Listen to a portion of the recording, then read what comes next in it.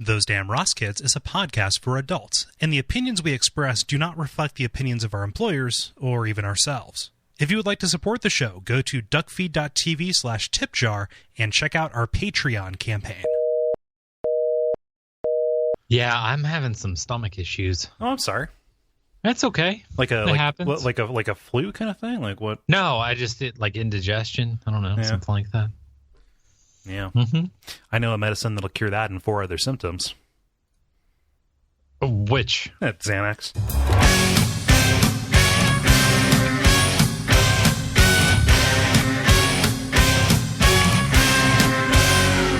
Those Damn Ross Kids, a conversation between brothers, featuring Kris and Kole Ross.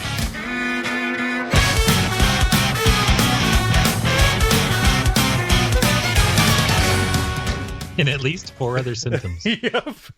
Guaranteed to be habit forming. That should be part of the sales pitch. I want an addiction. Yeah. Again, you're looking for a commitment, you know? Yeah. Yes, Xanax. Yeah. Benzodiazepine. Mm-hmm. Yeah. I don't know. You're drinking a diet Sunkist? Diet Orange Pop. Ah, yeah. Yeah. Diet Orange Pop. Huh. I wanted to just change it up a little bit. A little bit, yeah. So switch away from the Coke Zero. I don't drink Coke Zero. No, I thought you're a Diet Pepsi man. Oh, yeah, I drink Diet Pepsi in the silver bottle. Only in the silver. Oh, they have a light blue too. It's different sweetener. Ugh. Is that like Pepsi Life or something like that? No. I'm living the Pepsi Life. Well, I mean, we all are. Pepsi Life is not a beverage. It is a lifestyle.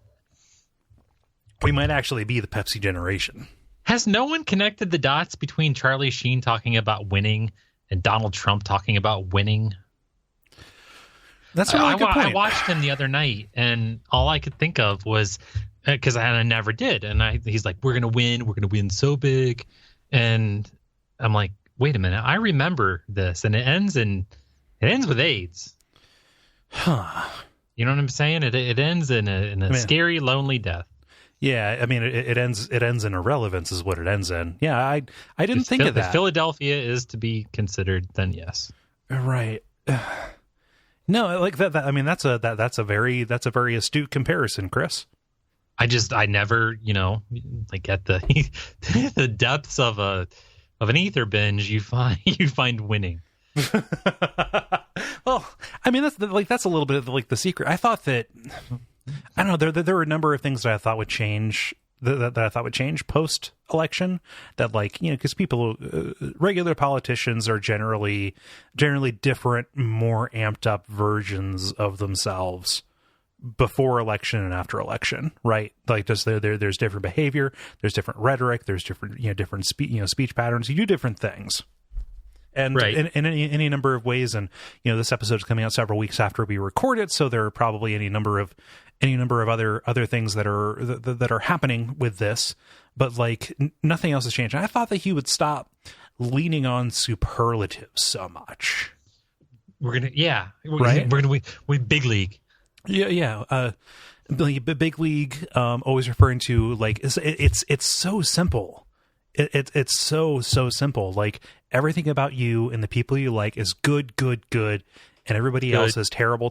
You better believe me, terrible. Oh, we're gonna win. Tongue splashers. We're gonna win. Hubba bubba. We're gonna win bazooka. That was last episode. But am I wrong? No, I don't think so. I'm just saying. Yeah, but winning, it's crazy. Well, I mean, and also, the fact that the president has such a Twitter presence. I saw an amazing. Sorry for making this political. I'm not taking a partisan stance on this. I saw an amazing article that was asking, what is Trump doing between his tweets? Because you'll look and you'll see, okay, it's 3:30 a.m. and he's tweeting, and he's doing these long series. It's like a single sentence or a single run on thought that is distributed over 3 or 4 tweets. And you would think you hit the character limit. You say, all right, well, I'll send this and then do the next one, and then you finish that thought. But there are sometimes 5 to 10 minutes between him writing one part of a sentence and writing the next. Really? Yeah. Go look at the Yeah, timestamps. I didn't think he thought that hard. I don't do Twitter. Yeah, well, but I think I'd rather look at something filthy on Twitter than look at that. Yeah, well, and that's a scary thing. I don't follow Donald Trump, but I still see everything he tweets because everybody keeps sharing it. Like, it's really hard not to see that because it immediately becomes news. I think America's sides are going to hurt from, being elbowed so much. Like, get a fucking load of this. I mean, that's what you're doing when you're sharing Donald Trump's tweets. Yeah. You're elbowing the person next to you. Like, you fucking believe this? Yeah.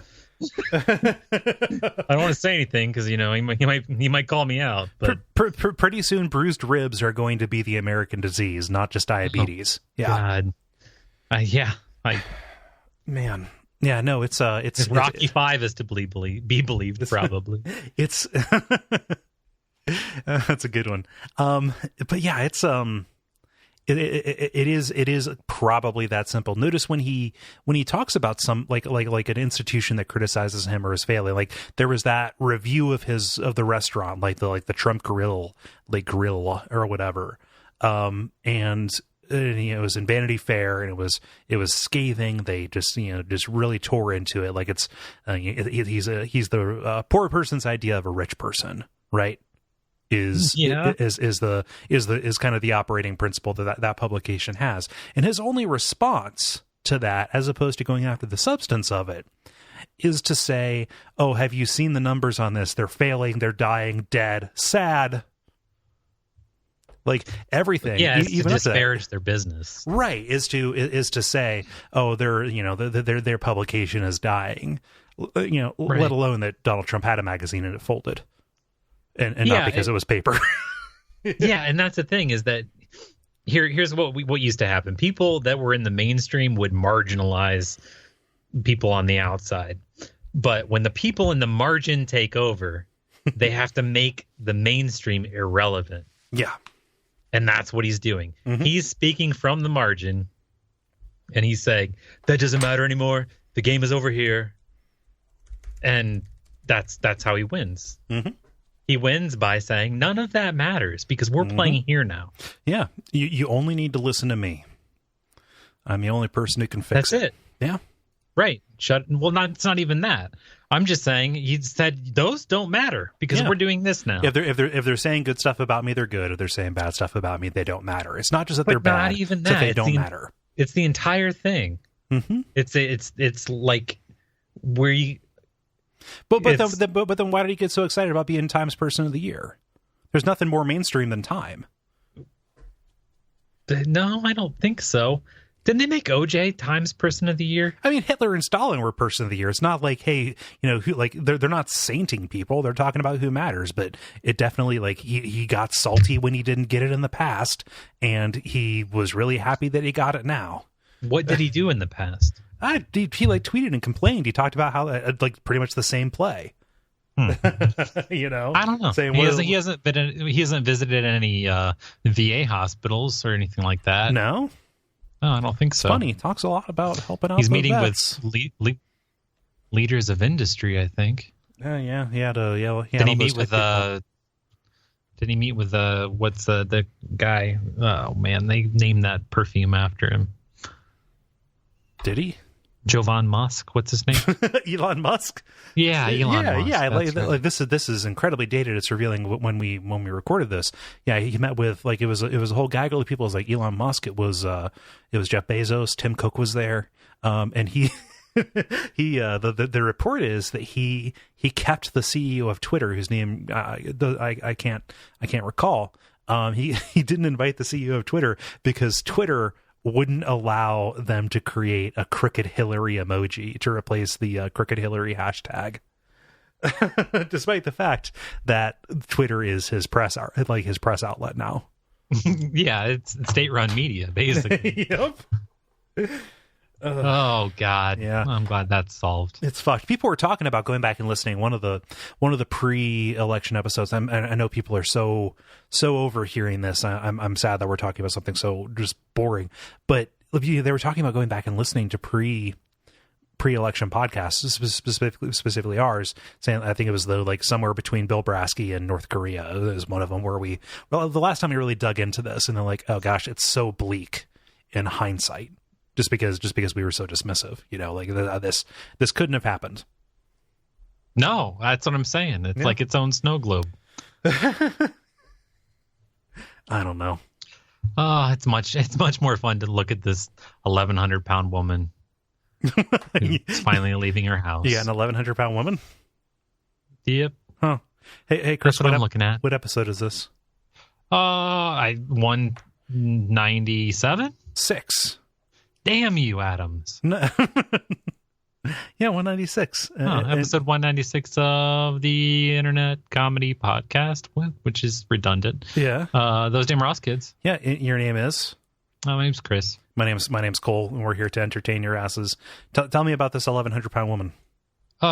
She's 36 years old. She hasn't left her house in 25 years, and she's Egyptian. Huh. Her extreme weight has forced her to crawl instead of walk. A stroke left her bedridden.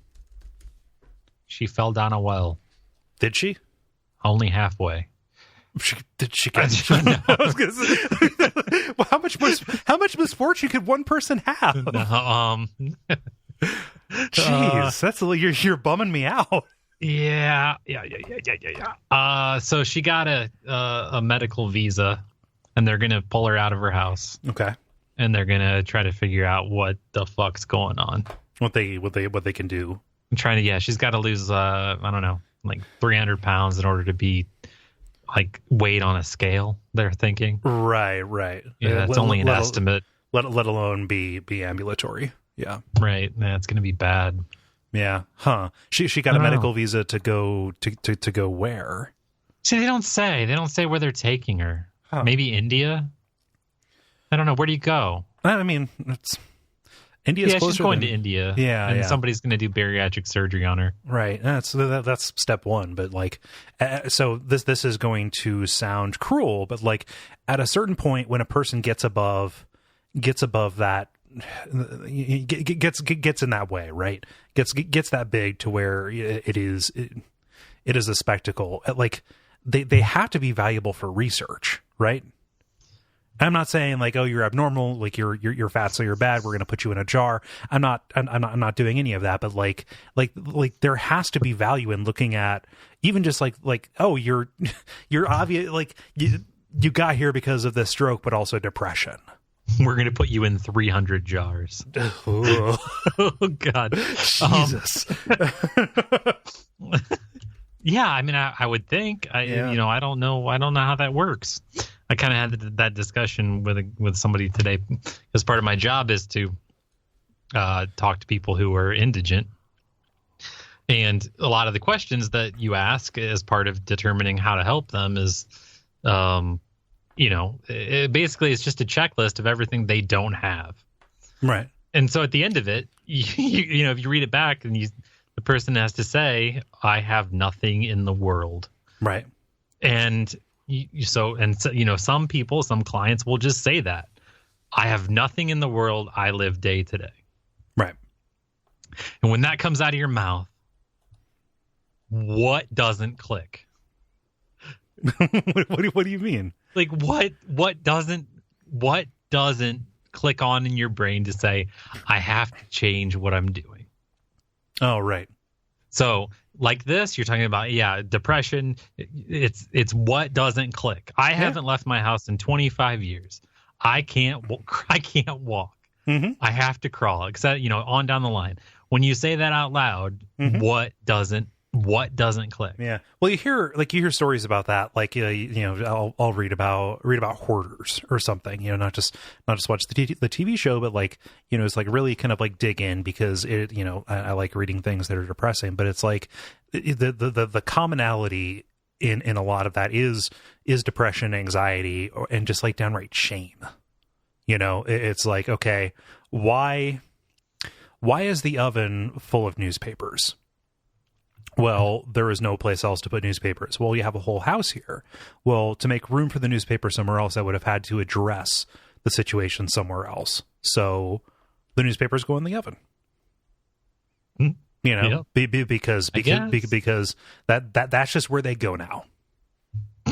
Because because I am not mentally in a position to even look at the situation that I'm in with clear eyes. That's where they go now, because we're playing in the margin. That's just where they go now. We keep the newspapers in the oven because they're dead, they're dying. Have you seen the revenue? the failing newspapers in my oven. Yeah, the failing newspapers in my oven. Yeah. No, I guess what I'm saying is, you know, somebody in that situation, there's so many steps down the line that the root cause is way back there in the mist, and all they have is the immediate problem. You know, and it's just lucky that she didn't. This is a comedy podcast, folks. It's just lucky that she didn't die and, you know, just rot. That there was actually a way out for her. Right. I think it's lucky that Hoarder had a microwave. But it's like, well, we don't cook now because that's where the newspapers go. Right. You know, it's double stuffed Oreos tonight. Daddy went to Jackson Hewitt. Yeah. we don't have any milk to dunk them in, because guess what? Fridge full of light bulbs. Can't throw them away. Darn it. Yeah. Crack bulbs. Man. What? No, it's something to say? Yeah, I got something to say. I got a story for you, but no, like this is that is a legit depressing topic. What kind? This is not a criticism of your story choice. What comedy did you expect to get out of that? Out of the lady? Yeah, out of that lady. She looked really sad. And that's the funny part? Yeah. Okay. I don't. Sometimes people look so sad that it's like a cartoon. Oh, right. Like, this is so rarely like a cartoon frown doesn't really exist outside of Ted Cruz's face, right? Like a real frown is, you know, it's communicated in the eyes and then just like a slackening of the face. But when you see somebody who actually has like the cartoon upside down smile, that's ghastly and ghoulish. Yeah, I don't know. The lady, just like I said, she looked really sad, and she was in a giant t-shirt. Okay. And she looked like she lacked legs. Oh, jeez. She was a sad shape. I didn't realize that's what you were saying about me. She was a sad shape in sad shape. She was sad shape squared. Huh. Yep. That's why. So yeah, I guess, I don't know. I guess I wanted to talk about what doesn't, you know, like, how do you get through half of an explanation to something and something just doesn't click? Like you've explained too much. Well, I mean, so like the whole 1 second, sorry. The whole what was that? Oh no, I had a video going because it relates to my next story. Had I muted, but this stupid video player, it decides, hey, when this 30-second video ends, we're going to take you to the next one, and we're going to unmute it. So yeah. No, but like the whole a frog won't jump out of the boiling water because it doesn't notice it boiling because it only gets incrementally worse. Like that is it's false, right? A frog will jump out when it realizes it's in danger. But the principle, like for a person, like you never realize that it's that bad because it took you years to get there and you're inside of it, as opposed to being outside and you just get snapshots, right? If you get snapshots and you can see the change and it happens in big leaps, as opposed to living in it day to day and second to second, and it happens gradually, you know. It's like that's probably why. I never heard that. A watched frog won't boil. That's weird. Chris, Christmas is long behind us. It's gone. Wink, wink. Ooh. Yeah. But there's one thing. I watched Top Gun the other day. Top Gun? Oh yeah, there we go. But there's one thing that definitely left its mark this season. The runaway gift that everybody wanted. I'm not talking about the NES Classic. I'm not. I don't know what the actual thing is. What do kids want? This is me asking you like a question. Like what do kids want? What do these kids want? What do these kids want from me? Right? Yeah, Jesus. So what do I need to throw from my van to get them to follow it? It's certainly not dum-dums. I don't know. What do they want? They want electronics. I suppose they want electronics, but maybe there's a... My kid wants to see if she can mail herself somewhere, so I'm not a good... That's the last... Really? That's... Yeah, that's the last conversation we had. So... Like, hey, Daddy, can I get a big crate? Yeah. I don't know. A big crate with some air holes. Did I share the pirate hooker thing? Oh yeah, you did. You told me no, that. Did I share it on here? No, you didn't. Oh, no, yeah. Share it. Yeah, go. Yeah, that's an indication of the kid. So she wants, for Christmas, she wants postage to mail herself somewhere. Yeah, where to? She wanted to mail herself across town to see if it would work and then try something longer. So she's sensible. Right. Yeah. Anyway, so at some point, our grandmother wanted to know if Emma knew what a slut was. Why? And That's yes. That's the part of my that's the part of the story that still doesn't. Okay, sorry. I can't really share why. Okay, but okay, so, but the point remains. Exactly. So I said, yeah, grandma, she probably does. And so then I got curious, so I asked Emma. I said, do you know what a slut is? She goes, yeah, why? And I said, well, because, grandma wanted to know if you knew what a slut was. And the kid's response is, yeah, does she know where I go to school? For reference, this is an 11-year-old girl. Right. So I said...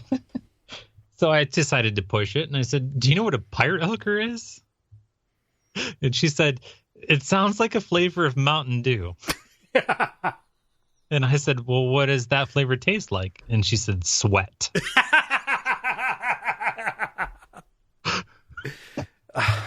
She corroborated this too. I've heard this story before. You told this in her presence, and she's like, "Yep." Like she got kind of embarrassed, but she was laughing. She was into it. Yeah, I said that. Well, what was the follow-up? Did you just laugh and say, okay, thank you? Or, like, did that go anywhere? No, I give her as much approval and satisfaction as I give you. Oh, okay, cool. No, that's fine. I said, oh, okay, that's great. That makes sense. Yeah, no, I can see how you got there. Not as funny as I thought. Yeah, no, that's that was a bizarre story to hear you tell at the dinner table that night. Yeah, yep. So what do kids want, Cole? What did they want? What did they want? They get? The runaway hit, something called Pony Up Daddy. That is so weird because when I was waiting for you to call me, I was thinking about a riff on when does Daddy get his? Okay. So maybe I can work that in. Go ahead. Yeah. No, go to ponyupdaddy.com. You want me to do that now? Yeah. Mute your. I mean, obviously, mute your speakers for God's sake. Wait, is this a flash drive? Is it PNY? No. Ponyup.com. Ponyupdaddy.com. Ponyupdaddy. Oh, there's a Reddit. Oh shit! The jingle's awful. Yep. It's $24.99. Chris, what this is? If your small child wants a horsey back ride, well, you just strap this big old Velcro boy on, and they just giddy up. Dude, my Pony Up Daddy brings all the kids to the van. Yep, and they're like, damn right. So I mean, they're very clear in their advertising. It is good for mommy too, or great for moms too. And what it is, it's a way for adults to get down on all fours and have their kid just ride around on their back a little bit. Just go to town. Hey kids, yank, tug, and pull all you want. Yep, Daddy can take it. Yep, saddle up and transform your world. Kids just strap on, kneel down. Yep, kids can use their. This has got to be a joke. Kids can use their imagination to go on a wild safari or adventure through the jungle. The sky's the limit with Pony Up Daddy. Nor ripped collars or broken jewelry. $24.99. Cole, I'm pretty sure that they just found and replaced from like an Adam and Eve product. Easy to use and constructed with the highest quality materials. Find and replace. Pony Up Daddy is the fun new way for daddies, mommies, grandparents, and more. That's the and more part. Yep. To give pony rides like never before. And they've got bundle deals too. With different costumes for your kid. Whether you're a mounted policeman or a knight, just grab on and hold tight for a pony ride day or night. Cowboy, princess, knight, cowgirl, police. Oh yeah, baby, role play. Yeah, at the very bottom, there is what appears to be an 18-year-old girl riding her daddy's back. Yeah, that girl does look old. Only $24.99. Yep, only $24.99. This is a plush. It is a plush saddle replacement that wraps around the midsection like a Buster Brown fitness belt, and people can sit on back. And it's got a little handle. Buster Crab. Mm-hmm. Okay, Buster Crab's fitness belt. And yeah, you just ride. It comes in black, blue, or no, it comes in bandit black, sheriff blue, Raider red, or princess pink. This is Pony Up Daddy. Yeah. This is order of safety. Your data is safe with us? Fuck, I'd hope so. Playing together is the perfect way to strengthen the relationship with your kids and create amazing memories. You'll both treasure for life. We wanted to build... The company is named Mojo. Okay. Isn't Mojo, doesn't that have sexual connotations? No, I think it's like a general... so you think of Mojo as sexual because of Austin Powers, the spy who shagged me. Right. Yeah. No. So the offer isn't available in stores. Say, contact us, and there's a map, but the map doesn't point anywhere. Customer service email. No, I guess this is not... Oh, dear God. Stop. That's you. This is not a paid placement. This is an advertisement. We'd have to disclose that if it was. I'm just a fan of the product. I'm very enthusiastic about this. Stop it.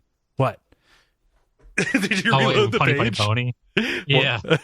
I clicked back and it Pony.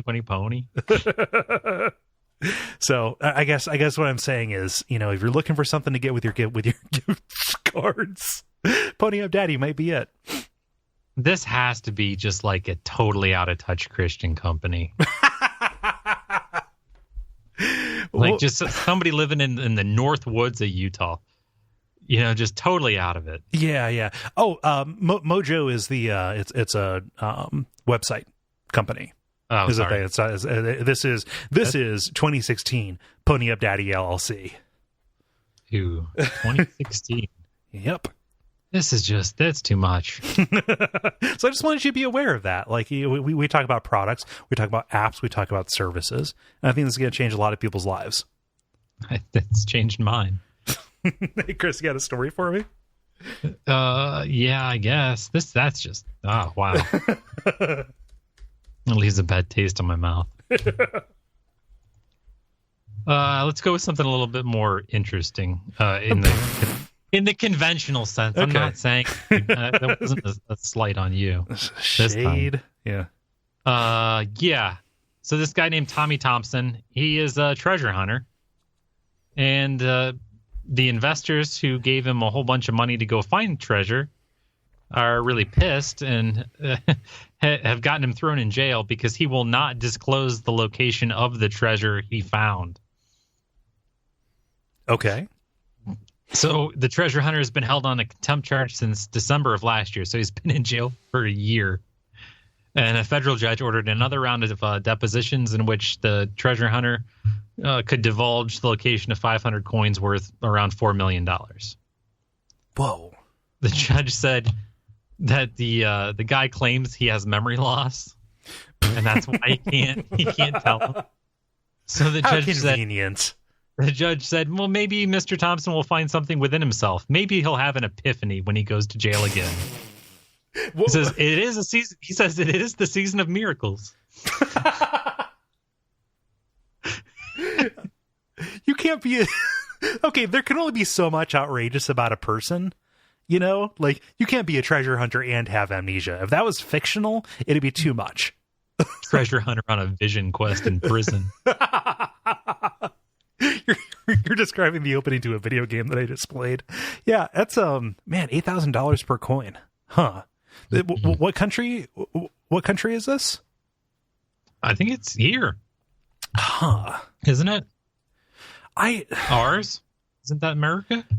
I mean, his name's Tommy Thompson. I would assume. That is. He could be more American if he was dressed like an old Western sheriff riding his dad.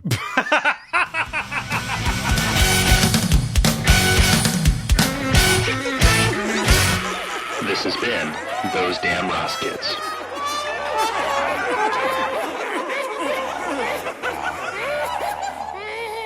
Hey, Chris, want me to tell them what they can do? Please. Okay. Go to thosedamnrosskids.com and check out the all the old episodes if you want. You can go to Duckfeed.tv to check out the whole network of shows that we're on. If you want to rate this show on iTunes, we would really appreciate it. And this whole network is supported by you guys on Patreon, patreon.com/DuckFeed.tv. And I missed anything? I mixed that up a little bit, but did I miss anything? No, I think you got it. Okay. Sorry, America. Sorry.